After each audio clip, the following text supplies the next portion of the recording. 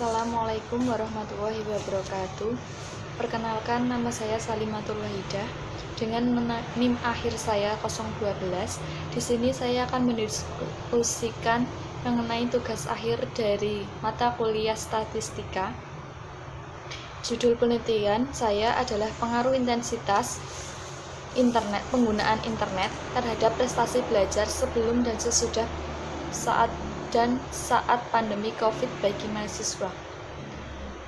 Pengambilan data dilakukan dengan menggunakan Google Form dan menggunakan pendekatan kuantitatif. Pada pengukuran kuantitatif dilakukan untuk mengetahui suatu perbedaan rata-rata kualitas pengaruh intensitas penggunaan internet terhadap prestasi belajar sebelum dan saat pandemi COVID-19 bagi mahasiswa. Teknik pada pengambilan sampel menggunakan random sampling. Populasi penelitian adalah mahasiswa dan mahasiswi semester 4 sebanyak 20 orang. Melalui Google Form, penulis dapat mengetahui nilai yang telah diberikan mahasiswa pada saat daring dan online. Analisis yang digunakan adalah uji T, 2 sampel dependen. Kemudian yang selanjutnya diketahui tabel pengambilan data sebelum dan seterusnya saat pandemi COVID-19 bagi mahasiswa. Kemudian hasilnya tadi, tabel data tadi dicari uji normalitas atau uji Lilliefors. Kemudian diketahui X dan Z sebagai berikut. Uji sebelum diberikan perlakuan. Diketahui X1, F1, FI, kemudian XI dikali FI. Kemudian setelah itu kita mencari X barnya dulu. X bar sama dengan X FI FXI per N sama dengan jumlahnya ini tadi 166 dibagi 20 sama dengan 8 kurangi 3. Kemudian 8,3 ini dicari X1 min X bar, itu 7 dikurangi 8,3.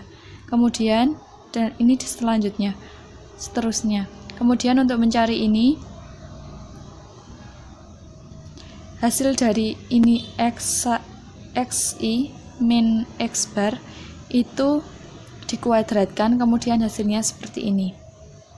Kemudian untuk mencari standar deviasi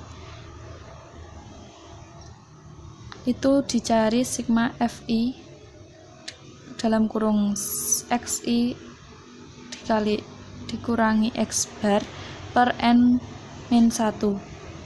Hasilnya ini. Kemudian untuk HO dapat data berdistribusi normal dan HI data berdistribusi tidak normal. Kemudian setelah itu dicari XI, FI, Fcom itu didapat dari 3, kemudian ini ditambah ini hasilnya ini gitu, terus ini. Kemudian untuk ZI itu diperoleh dari 7 dikurangi hasil X barnya tadi. Kemudian untuk Z tabel itu diketahui dari tabel bantu belakang sendiri. Kemudian untuk FZI itu juga diketahui dari tabel bantu. Kemudian untuk S itu dan seterusnya. Jadi data diperoleh L0 sama dengan 0,100, kemudian L tabel di mana N sama dengan 20, LO 0,05, 20 sama dengan 0,190, karena LO lebih besar dari L tabel atau 0,1099 lebih besar dari 0,190, sehingga HO diterima kesimpulan data berdistribusi dengan normal. Kemudian uji sudah terjadinya pandemi itu tadi bisa dihitung sama persis dari penjelasan di atas. Kemudian yang kedua, uji homogenitas atau uji untuk homogenitas sampel dependen itu diketahui X1-nya tadi dari tabel di atas, kemudian dicari X1 kuadrat, kemudian X2 tadi dari tabelnya tadi, kemudian dicari X2 kuadrat, kemudian X1 dikali X2. Kemudian setelah itu dicari standar deviasi. Kemudian yang selanjutnya itu mencari harga rata-rata standar deviasi rata-rata masing-masing kelompok dengan rumus S X bar I sama dengan SI per akar kuadrat N. Kemudian selanjutnya mencari nilai korelasi antara X1 dan X2 dengan rumus seperti itu. Kemudian yang terakhir mencari rumus uji T untuk homogenitas. Kemudian mencari DK sama dengan N min dikurangi 2 sama dengan 20 dikurangi 2 sama dengan 18. Untuk T 0,018 atau T 0,018 sama dengan 2,101 karena harga T hits lebih besar dari T tabel 0,05 atau 1,29 lebih besar dari 1,73, maka HO diterima sehingga dapat disimpulkan bahwa data distribusi normal.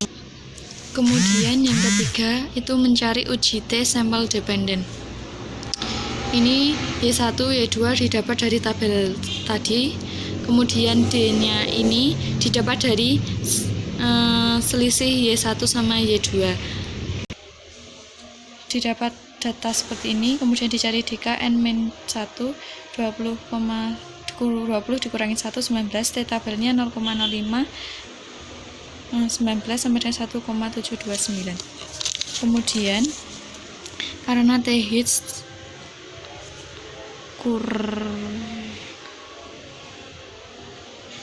lebih besar dari T tabel 6,87 1,729, maka diterima atau ditolak sehingga dapat disimpulkan ada perbedaan rata-rata kualitas perkuliahan sebelum dan saat pandemi COVID-19. Sekian dari saya, kurang lebihnya saya mohon maaf. Wassalamualaikum warahmatullahi wabarakatuh.